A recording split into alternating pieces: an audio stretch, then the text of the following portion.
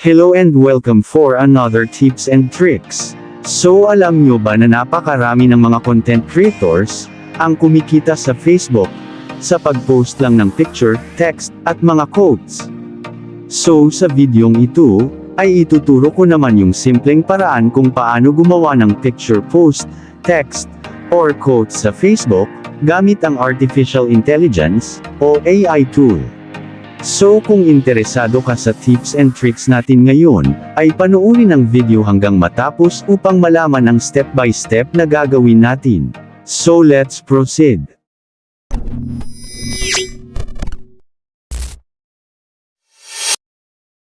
So ang una po nating gagawin upang makapag-create ng picture para sa ating Facebook post, ay i-open ang Gemini app. Pero kung sakali namang wala ka pang Gemini app, ay i-search mo lang sa Google, ang Google Gemini. Then i-click ang Create Image. Then dito sa Describe Your Image, ay i-type lang at i-describe natin yung gusto nating i-create ni Google Gemini na photo, o picture, para sa ating Facebook post. So for example, try natin itong ginawa ko na prompt.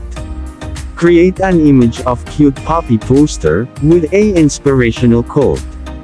Then i-click ang send icon. Then ilang seconds lang. At ayan, eto na ang result.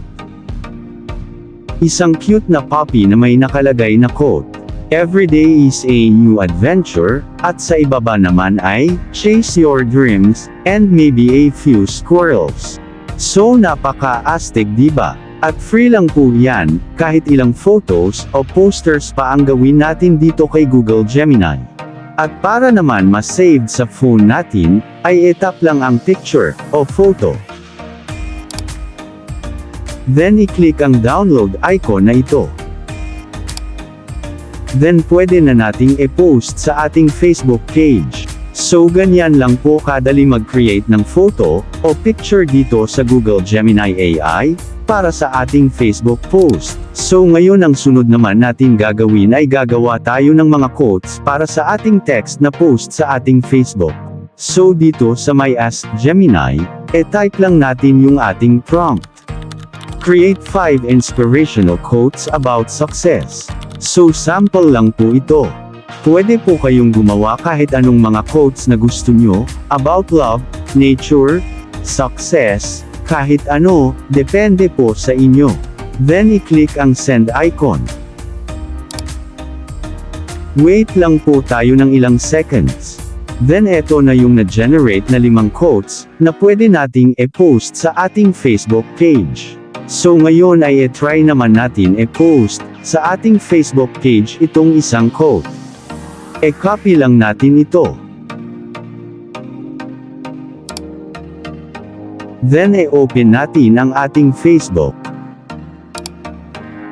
I-click ang What's on your mind. Then tap uli natin. Tapos pili tayo ng background. Pagkatapos nating maglagay ng background, ay i-long press natin ito. Then i-click ang paste. Then pwede rin natin itong i-edit, at lagyan ng mga stickers, depende po sa inyo. Pero dahil sample lang po ito so i-click na natin ang next. Then make sure na naka-public po ito. Then i-click na natin ang post. So ayan, ganyan lang po kadali gumawa ng quotes, or text post sa Facebook, gamit ang Artificial Intelligence na Google Gemini. So kung nakatulong ang tricks and tips natin ngayon, ay baka po pwedeng humingi ng like, at pasubscribe na din po sa channel natin.